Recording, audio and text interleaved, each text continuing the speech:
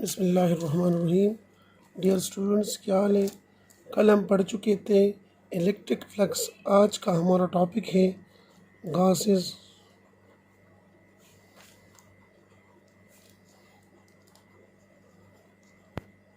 Law. जी students, Gauss's law पढ़ने से पहले हम इसकी हिस्ट्री की तरफ आते हैं। तो गासेस लॉ की हिस्ट्री कुछ इस तरह है कि this law was present by a German mathematician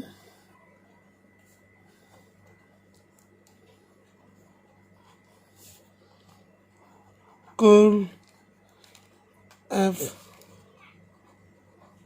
Gauss in 1835। जी, अब स्टेटमेंट की तरफ आते हैं।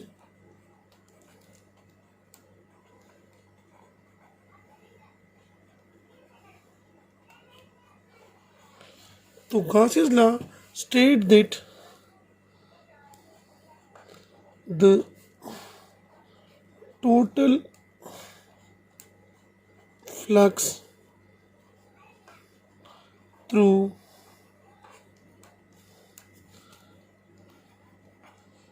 any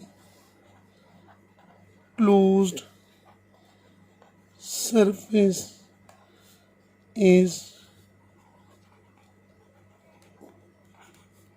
equal to 1 over epsilon naught times the total charge enclosed by the surface। जी बेटा, तो याद रखना है कि the total flux through any close surface, यानी किसी भी क्लोज सरफेस। सबसे पहली बात कि Gauss's law relate to things, total flux to the total charge enclose by the surface. यानी Gauss's law जो है हमारे पास किन दो चीज़ों को रिलेट करता है। किसी भी क्लोज सरफेस से जो टोटल फ्लक्स है, किसी क्लोज सरफेस से हम टोटल फ्लक्स कैलकुलेट करते हैं और वो किस तरह रिलेट होता है total charge enclose by the surface.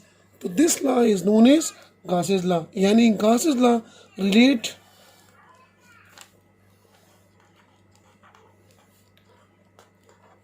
Total flux to total charge enclosed by the surface। यानी किसी सरफेस में, किसी क्लोज सरफेस से कितना फ्लक्स, कितना इलेक्ट्रिक फ्लक्स पास होता है और वो किस तरह डिपेंड करेगा उस सरफेस में जो चार्ज इंक्लोज है। तो mathematically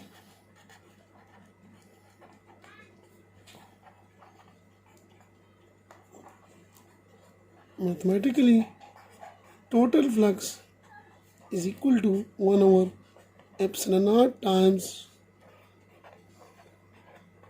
charge enclosed by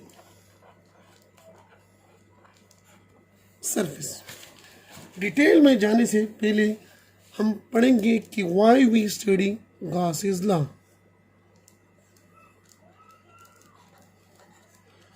why we study Gauss's law। देखो स्टूडेंट्स, हमें पता है कि किसी भी चीज़ को हम पढ़ते हैं तो उसकी कोई वजह होती है। इसी तरह Gauss's law को अगर हम पढ़ते हैं तो इसका रीज़न क्या है। तो याद रखो, फर्स्ट रीज़न के to solve the complex electrostatic problem involving symmetry. और ये सिमेट्री किस तरह होगी? This symmetry may be cylindrical,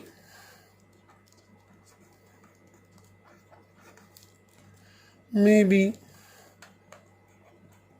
spherical, may be cubical, may be plane, etc etc. तो ये तो रीज़न है। अगर आपसे कोई पूछे कि गासेस लॉ को हम क्यों पढ़ते हैं, तो आपने आंसर देना है कि गासेस लॉ को हम इसलिए पढ़ते हैं टू सॉल्व इलेक्ट्रोस्टैटिक प्रॉब्लम। कौन सा problem? Complicated to solve complex electrostatic problem. देखो स्टूडेंट, इससे पहले हम कूलम्स लॉ भी पढ़ चुके हैं। कूलम्स लॉ के बाद गासेस लॉ की ज़रूरत क्यों पड़ती है? तो याद रखो, गासेस लॉ और कूलम लॉ में जो चीज़ मुश्तरक है वो क्या है कि with the help of both Gauss's law and Coulomb's law we can find the electric field intensity. लेकिन याद रखो, Gauss's law is more general as compare to Coulomb's law. वो रीज़न क्या है? तो आपने साथ याद कर लो कि we can derive Coulomb's law from Gauss's law, जो आपके लेवल का नहीं है। इंशाल्लाह आगे इस लेक्चर में एंड पर मैं आपको बता दूंगा कि किस तरह हम कूलम्स लॉ को डिराइव करते हैं गासेस लॉ से। जी, अब किसी भी सरफेस को गासेस लॉ अप्लाई करने से पहले हमें करना क्या चाहिए? बिफोर अप्लाइंग गासेस लॉ हमारे पास कोई थोड़े से स्टेप्स हैं। वो स्टेप्स क्या है? Number first, we will make use of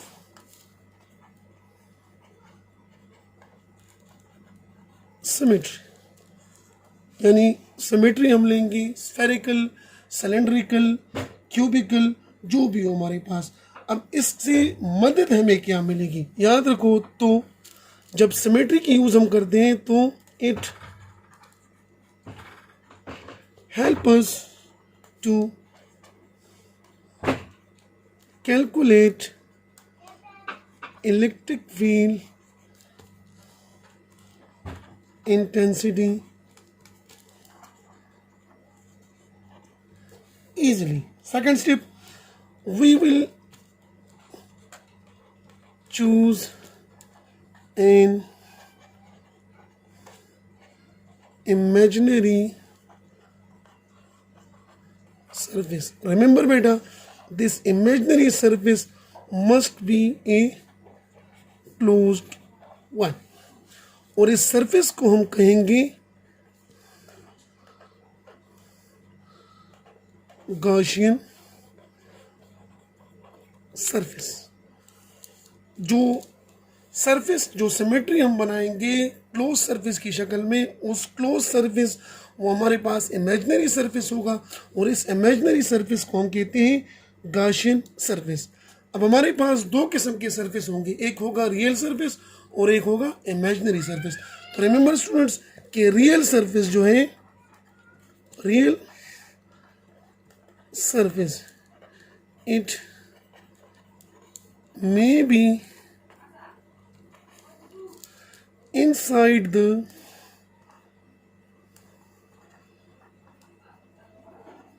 Gaussian surface or outside the Gaussian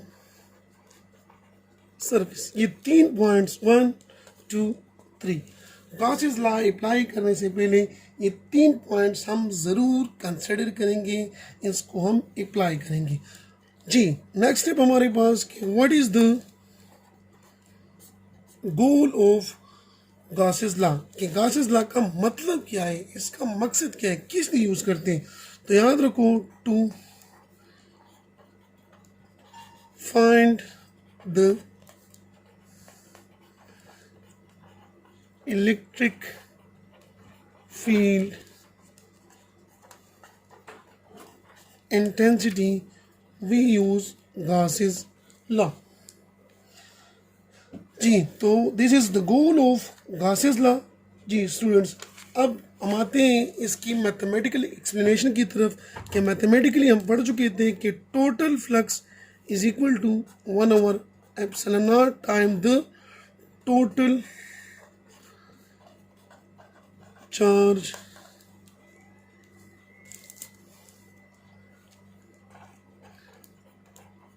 enclosed by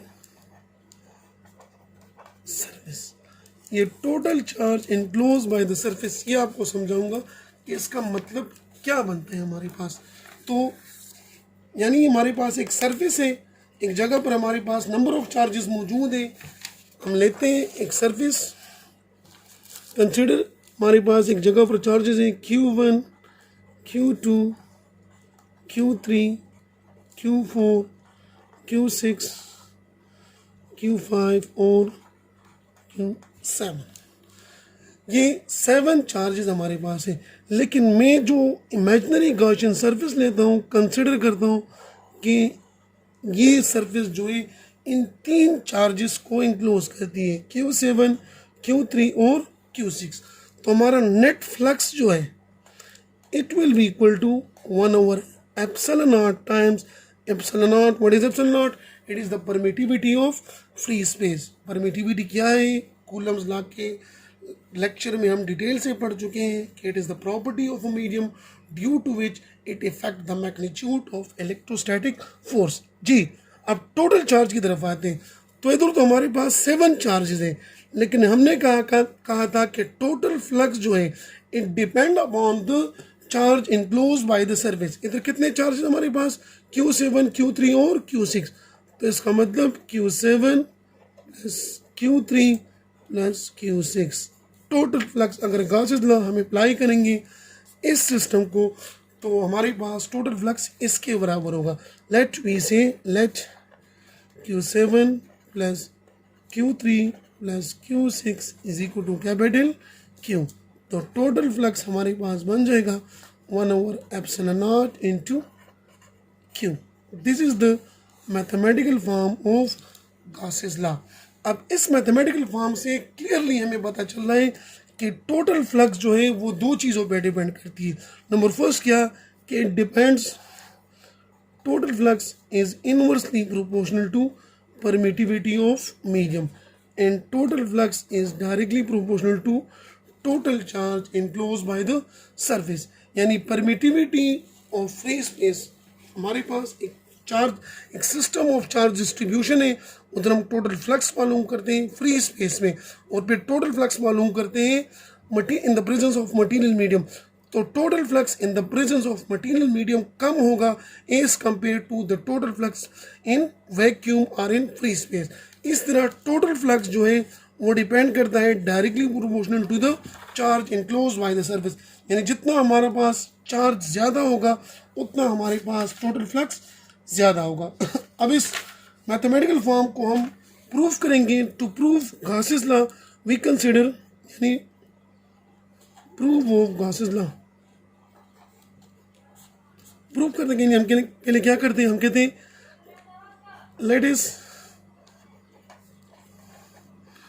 consider a closed surface in the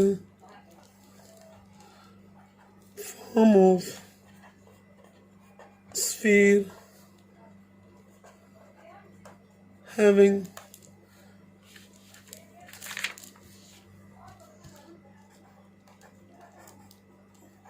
radius r and a charge Q at its center। Consideration दोबारा note कर लो कि हम consider करते हैं कि हमारे पास एक क्लोज सरफेस है। वो क्लोज सरफेस किस तरह है? In the form of sphere, यानी रेगुलर सिमेट्री है हमारे पास। और इसमें कितने चार्जेस इंक्लोज हैं? Just 1 charge which is Q। और इस सरफेस का रेडियस हमारे पास है R। जी।